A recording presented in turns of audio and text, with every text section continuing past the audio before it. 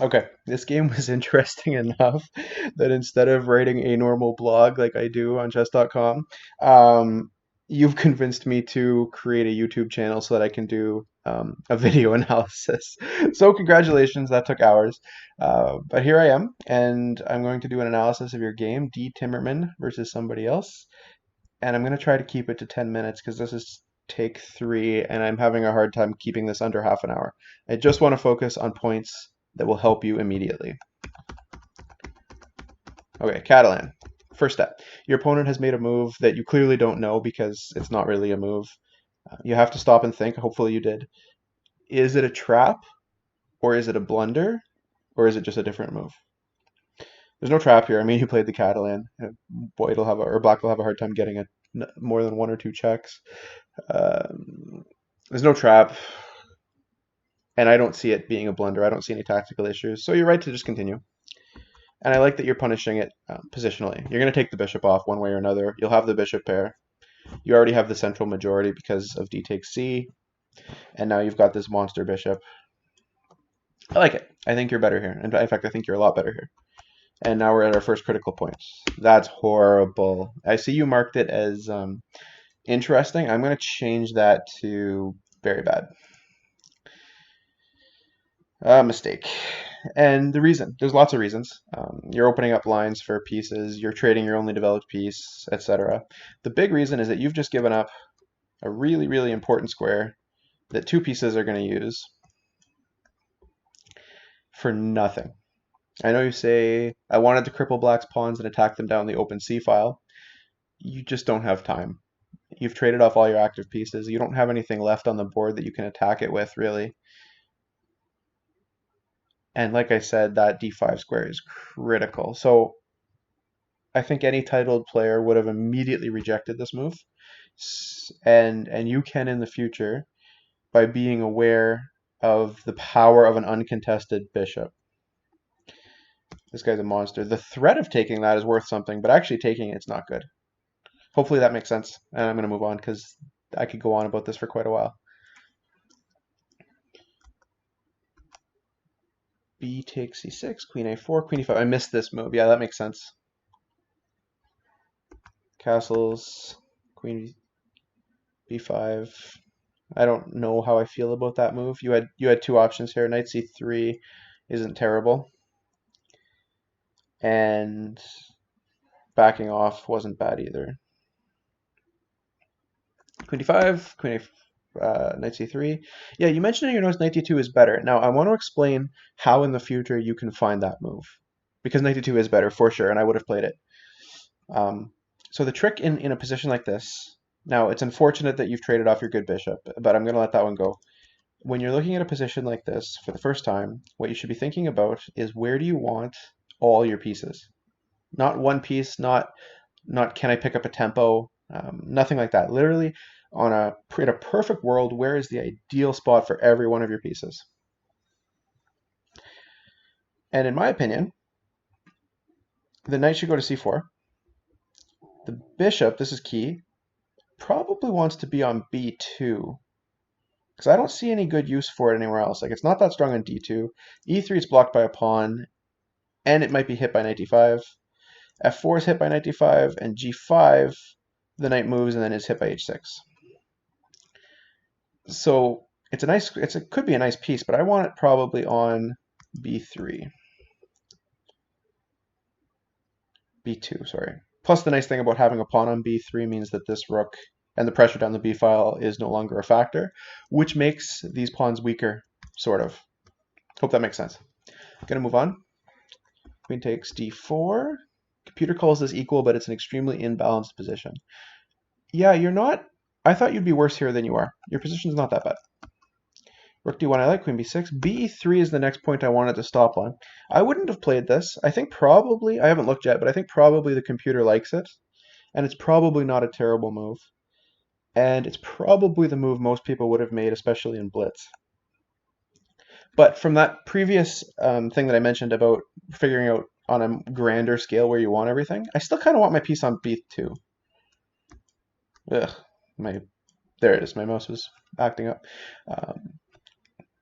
So the way I achieve this And remember too, I'm thinking about all my pieces, right? So eventually I'd love to have a rook, all my rooks on the file. So with that in mind, here's what I'm thinking. Knight a4, queen wherever, rook d4. Um, it doesn't matter what he does. Your next move is going to be rook takes, then b3, then bb2, then bc1. Look how active your pieces are. And more importantly, what does black do? Like I don't see I don't see a reasonable move for black um, at all because there's no more pressure down the b file. Like I don't see a plan. So anyway, there's some ideas of knight d5, but that can be avoided. The other thing is too is that eventually e4 is strong, right? So even if you had to play a3, or you don't want to play a3 because you want b3 to be defended, but I would go this way instead. And you noticed in the game your bishop ended up being sort of an issue because queen b7, knight a4, knight d5. Uh-oh. Now you have to make a decision. If you put it on d4, it might be okay because it's hitting some stuff, but it might also be a target because who knows? It's sort of exposed. You kind of wish you could tuck that away somewhere. And if you put it on bc5, which is what you did, you've just traded off his worst piece for, well, your worst piece, but you gave him a bunch of tempi to do it, and you were already a little bit struggling there. And so now you've achieved this position where you're still down a pawn. b2 is now weak. You're nowhere near attacking those quote-unquote tripled pawns. So strategically you failed, and really you're definitely worse. You're probably lost with best play. I don't know. 94 castles, rook ac1, f5 is just horrible, but I'm not going to analyze his moves. And then your knight d2 is quite bad as well. And I think the reason, I shouldn't say I think, the reason is c3, but you mentioned it in your notes. You're lost? Are you lost? I think you're probably lost.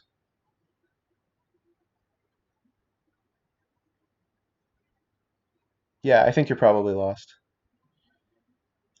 c4 comes, but there's going to be some issues with like knight b4 to d3 and maybe f4.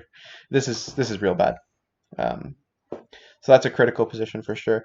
How do you avoid something like this? Well, this is tactical. You have to see that. You have to be aware of the potential for pawn breaks. I mean, a good chunk of chess is all about organizing, defending against, preventing, preparing pawn breaks. Like that is chess. Chess is all about pawns. So you got to be really aware of those. I'm assuming you missed c3. Otherwise, you miscalculated. But allowing c3 was a mistake, but you noticed that. Here he can play c3, forcing me to close the c file, winning my e2 pawn. Exactly. Knight b4, he misses it. Queen takes. Yeah, now you're winning. Or much better. Because what, you're up a pawn? No, material's even, but he's got a million weaknesses. He voluntarily created this weakness because by playing f5, that's weak, that's a little bit weak, and you really don't have, this is marginally weak on b2. So 3 significant weaknesses to 1, and you're a little bit more active. And remember, he's moved his f-pawn, so technically your king is safer than his, a little bit. And king safety still matters with rooks on the board. I think that's an important thing you remember from this game because you got punished for it later. Just because the queens are off doesn't mean the kings are safe. Okay, king f7, e4. That's a mistake. This is another critical point that I wanted to catch. You have a tactical win here. Knight f3, there's nothing you can do. Your threat is to come into g5 and take e6. And it's just sort of unavoidable. So the obvious move is to h6, but then you come on here instead, and every move is met by a tactic. And of course, if he just retreats, you just take it. So you're winning the pawn. So h6 can't be played, so if he tries to defend it this way, you just check anyways. And ironically, every move is hit by a tactic again. So he's forced to back off, and you're winning. So yeah, that would have been the cleanest crush. e4 is actually a mistake, and knight f3 would have been enough to force resignation because you're going to win. at least a pawn with continued pressure. Probably more than a pawn, to be honest. Fe, knight e, h6, and now you no longer have the knight e5 option because your knight's on the wrong path. Knights you got to be careful with because once they're on a bad path, it's hard to readjust them. Knight c5, not as good as e5. You're still winning. Or, I gotta stop saying winning. You're still considerably better here. I think probably winning. Rook f8, or fe8, I should say. And here's a huge mistake, and I want to mention this. Your king is still not safe. Right now, your king's safe. You can win this. You can just slowly improve your position. If you want to play king g2, go ahead. Get closer to the center. Sure. Rook d2, just to prophylactically defend that. That would have been a fine move. Actually, rook d2 is probably your best move. Yeah, there's so much here. Those are probably the two I'd be looking at. Maybe you can calculate it if you have time. The forcing rook e1, which forces e5, and then you can continue attacking the pawn. Like knight d3. Here, I'll show you the line. This is what I'm looking at. This looks not bad. You're threatening e4, and he can't take it because you're winning that pawn. Now you're up a clean pawn with continued pressure. So yeah, f4 is really, really bad. You say you're preventing e5. If that's true, I understand the logic, but the king safety is a bigger factor that you've underestimated, and you got punished for it in this game, so hopefully you learn. At first glance, it really looks like you're just threatening the cheapo f5. If that's true, stop playing hope chess. g6, rook e1, and he counterattacks. I mean, you forced him to, but he counterattacks. Yeah, and now this is another critical position. If you're gonna, anytime that you are about to trade a piece, you can't put those pieces back on the board. So it's important to think very carefully before you go into especially mass exchanges like this. Anyway, he trades, and you end up in this endgame. Now, I'm not convinced this is winning. If your pawn was on f4, it's winning. But your pawn is on, or on f2, I should say. But your pawn's on f4, it's no longer winning. I think this is probably, my gut tells me it's drawable, but I'm not 100% on this. This is a difficult position. King f6 is good. Rook a7, technically not the best move. I mean, why not just win the pawn this way? Because now it's undefendable. But I'll show you something. So instead of rook b5, black actually can force a draw with this crazy move. Like that's how bad, how important king safety is. Because if you take here, and now the problem is, how do you prevent king f3? You kind of can't. So say you come back and do this, king f3, you got to play like h4, and now it's an automatic draw. There's nothing you can do. And if you, after king f5, rook takes, king g4, you move this way. And now you have some concerns about losing, all your pawns. Maybe this is still a draw, but black is actually the one probably. Yeah, it's just a draw. I'll leave it at that. So rook b5 might actually be a mistake. I don't know. But the way you followed it up is also weak. But again, this position should have been avoided. You mentioned in your notes you kind of wanted some commentary on the endgame. My tip here would be to not go into this endgame. It's not clearly winning. The late middle game was clearly winning. This is not. And then, yeah, now you're flirting with losing. That's a terrible mistake. You mentioned it. Okay, so quick comment. If you're in time pressure, you need to not be in this much time pressure. I don't have any tips for you to improve that, but you'll definitely, your growth as a player will be stunted if you're in time pressure in these positions. You need to have the time. If you're not in time pressure, we'll talk about that later because there's some endgame studies that you should be doing. I'll help you out with those. Okay. And then, yeah, I would never play this, but I'm going to just let that one go. Okay, this is good. King c4. I'm losing my g4 or my g-pawn either way, but I'm still playing passively. I think I need to check the king and bring my rook. Yeah, exactly. Check the king. Where's it go? If here, you're playing for a win again, probably. It's still a draw, but anyway. If here, keep checking until king runs away, let's say, and then go back and defend. You got yourself a draw. And if the king comes this way, well, again, you're pretty much set. It'll be a draw, but only through tactical. Something like this. It's a little bit scary, actually, but you get the idea. I think it's salvageable. Yeah, I'm pretty sure you'd be fine there. But again, all this should have been avoided. So, hopefully I kept this analysis short enough. I'm trying. This is my third take. The first two took almost 40 minutes, so I'm just trying to stick to the main points. Be very careful before you trade pieces, especially when you're trading a strong piece for a weak piece. It seems in this game that you overestimated static features, so pawn structure, and you underestimated dynamic features like leads in development, pressure, long-term pressure, and threats of captures, which are worth more than captures quite often. So that's the first point. The next point, you're missing some squares, so that takes a little bit of experience, but you got to remember to be prophylactic, to think about what your opponent's next move is going to be. That will come with some practice. The other big thing that I'm going to mention here is like in this knight c3, try to remember to have a general idea of where your pieces should go. Instead of moving one piece at a time, try to think of how you want your entire army orchestrated or structured, and that might help you make difficult decisions. Because I'm sure in the game you were wondering, is knight d2 better or is knight c3 better?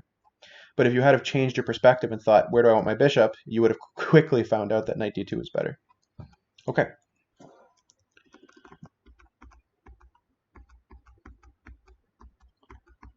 I'm not going to mention anything there. Yeah, some one movers again, missing some tactical stuff. Okay, so my final tip for you would be, if you have time pressure issues, you got to sort that out. If you don't have time pressure issues, your number one thing is you're going to need to look at endgames. Danny Wrench has a good video series. I think it's 10 videos that give you everything you need to know about theoretical rook endgames. It's on chess.com. I'd recommend that.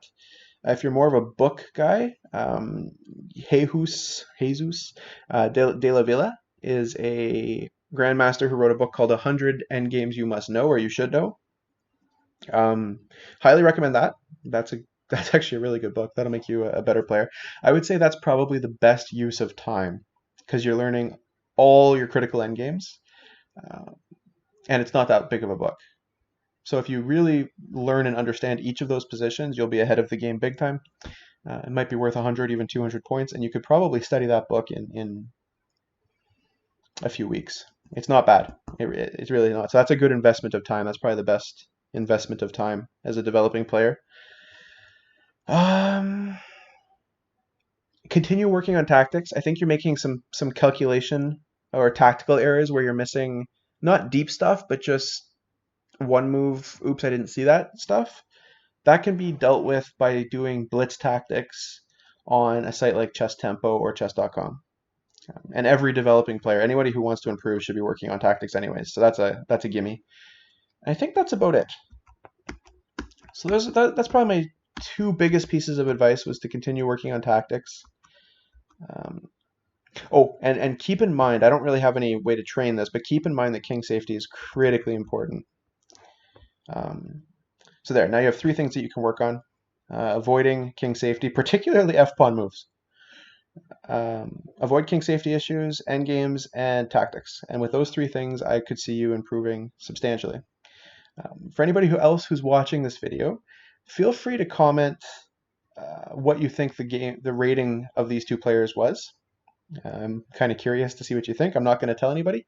And if you'd like to have your game analyzed, send me a message on chess.com, and I'll leave my link in the video description so that you can message me.